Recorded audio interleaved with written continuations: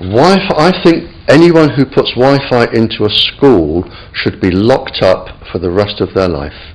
I really do. I think they're not fit to walk on the surface of this planet because they haven't looked at the research, and whatever incentive they have, it is not worth the genetic problems that parents are going to face with their children when they're born. And if you think of a single parent, a mother, who has a genetically deformed child, that particular mother will feel guilty because she gave birth. She will feel guilty and she will be worried every single second of every single day for her life. She will worry that the child won't marry. If the child can marry, she'll worry that the children will carry the disease, which they will. She will worry when she dies who will take care of them. So you are condemning both the family and the children to a lifetime of absolute hell. And this is already published. It is available to look up. It's what I call intentional ignorance. They are offered some sort of incentive and they think, oh, this is going to be good, we'll have it. Now the problem is, imagine you are a 15-year-old schoolgirl. All of the 400,000 eggs in your ovaries were with you at birth. They're not fully developed, but they're with you. They are 10 times more susceptible to radiation than all of the other DNA in the body. And scientists don't realize that. They don't read all of the papers as I do. So you have this highly susceptible genetic material which is going to make your children. And you are irradiating it because Wi-Fi's, they are transmitters as well as the routers, as well as the ones either side of you.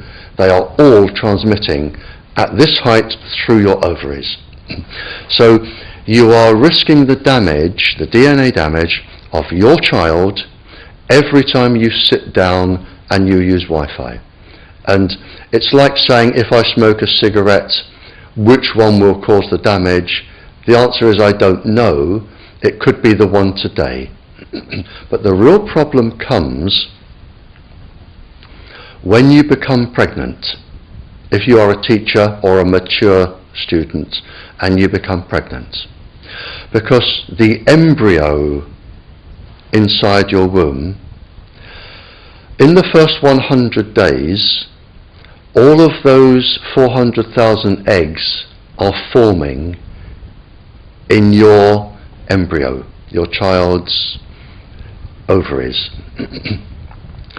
So your child could be born with genetically damaged eggs.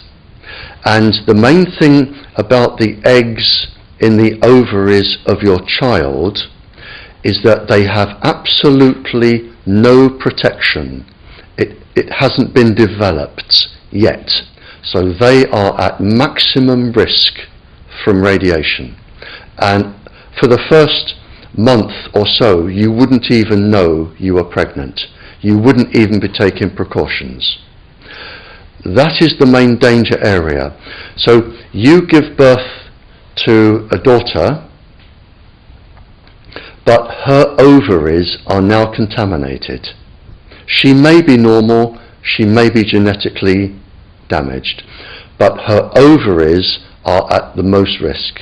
So when your daughter grows up and she becomes pregnant and has a baby, this is where one of these eggs will be fertilized and come out. So the real damage here is your grandchildren. That is where it is going to show most. And we already see this in animals that have reproductive cycles of a year or 2 years or 3 years. We're already seeing this, and it has been published by veterinary schools and vets and scientists, so we know this happens. And it's also been documented in the Cold War when women were deliberately microwaved. So we know it does happen. The documents are there. And what you're risking by putting Wi-Fi into schools is the future generations of all of these girls.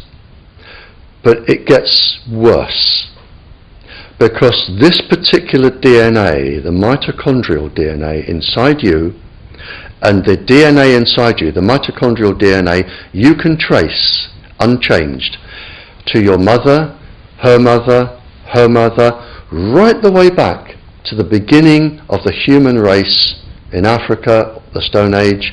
You can trace your ancestors, if you could, right back to the very first lady. It is unchanged, the mitochondria, and that is being unchanged in your children, which means if you damage it, your child could be genetically damaged, then her child, and her child, and her child, forever. You are condemning the future generations of every single child until there are no more lines left in the female in your family. You must stop. A female must stop producing children for this to stop. So when you put Wi-Fi in schools, what you're saying is, for the sake of a little bit of money that saves getting a workman in to drill holes through the walls to feed cable, because it's cheaper, we're just going to put Wi-Fi in, but you can have genetically damaged children for the rest of your family's career. That's what we're saying.